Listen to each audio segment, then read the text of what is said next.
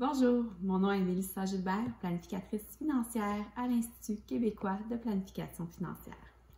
La capsule d'aujourd'hui porte sur 3 sources de revenus mises à votre disposition par le gouvernement fédéral pour vous aider à équilibrer votre budget en ce temps de crise. Donc, la capsule d'aujourd'hui portera sur la prestation canadienne d'urgence, communément appelée PCU, le crédit de taxes pour les biens et services, communément appelé la TPS, et la bonification de l'allocation canadienne pour enfants. Donc, commençons avec la prestation canadienne d'urgence. Depuis le 6 avril dernier, il est possible de faire la demande pour la prestation canadienne d'urgence.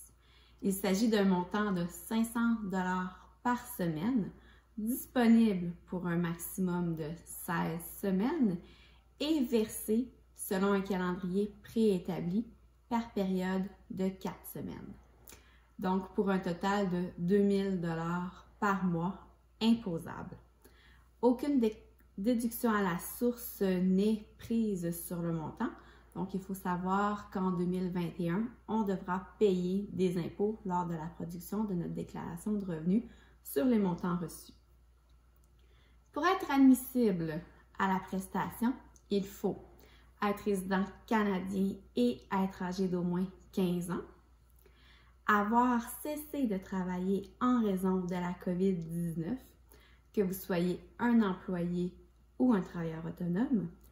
Quand on parle de raisons relatives à la COVID-19, on peut penser à un manque d'emploi, à la maladie ou, entre autres, tout simplement, quelqu'un qui doit rester à la maison pour s'occuper d'enfants puisque les écoles et les garderies sont fermées. Ce critère a été élargi le 15 avril dernier afin de couvrir les travailleurs saisonniers et les travailleurs qui recevaient déjà de l'assurance-emploi. Donc, ceux qui ont ou qui vont épuiser leur prestation d'assurance d'emploi entre le 2 décembre 2019 et le 3 octobre 2020 auront droit de demander la PCU, même si leur perte d'emploi n'était pas en lien avec la COVID-19 à l'époque. Bien sûr, il ne faut pas avoir quitté son emploi de façon volontaire et il faut avoir gagné un minimum de 5 000 $ de revenus admissibles au cours de l'année 2019 ou au cours des 12 mois précédant la demande. Quand on parle de revenus admissibles, on veut dire revenus d'emploi, revenus de travail indépendant, prestations de maternité, paternité ou prestations parentales et dividendes non déterminés.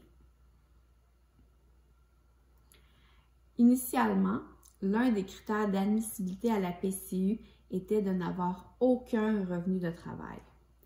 Une nouvelle modification au critère d'admissibilité permet à un particulier de recevoir tout de même la PCU s'il perçoit moins de 1 000 $ de revenus de travail d'emploi ou de travail indépendant pendant le mois.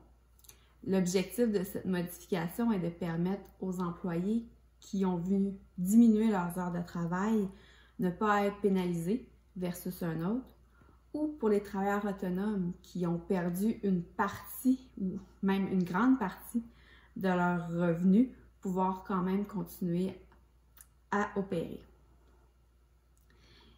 Il va sans dire qu'un contribuable qui reçoit déjà des prestations d'assurance-emploi ou des prestations de maternité, paternité ou parentale ne peut recevoir la PCU en même temps que les autres prestations. Il pourra toutefois faire la demande lorsque ces prestations seront terminées et en recevoir s'il est admissible. Des annonces sont faites régulièrement et ce qui est vrai aujourd'hui pourrait ne plus l'être demain. Donc, il est important de toujours rester informé. Finalement, pour faire votre demande de PCU, il y a 2 façons de faire. Via le site de l'Agence du revenu ou via le site de Service Canada d'assurance-emploi. Dans les 2 cas, votre demande devrait être traitée par la prestation canadienne d'urgence si votre demande a été faite après le 15 mars. Toutefois, selon ce qu'on a entendu, le site de l'ARC semble être beaucoup plus simple pour réussir à remplir la demande. Crédit pour la TPS. Le montant maximal du crédit pour la taxe sur les produits et services a été doublé pour l'année 2020. Le versement du supplément devait être versé d'ici le début mai et il semble que la plupart des gens ont déjà commencé à le recevoir au début avril. On parle d'un montant de 400 $ par personne seule et de 600 $ pour un couple. Mais il s'agit d'une moyenne. Le montant est selon les revenus de 2018. Donc, pour être en mesure de recevoir le montant, votre déclaration d'impôt 2018 doit avoir été faite. Et si c'est le cas, vous n'avez aucune autre mesure à prendre. Le dépôt sera fait automatiquement si vous êtes admissible. Finalement, la bonification de l'allocation canadienne pour enfants a été annoncée par le gouvernement fédéral. Le gouvernement a bonifié de 300 $ le montant maximal de l'allocation canadienne pour enfants.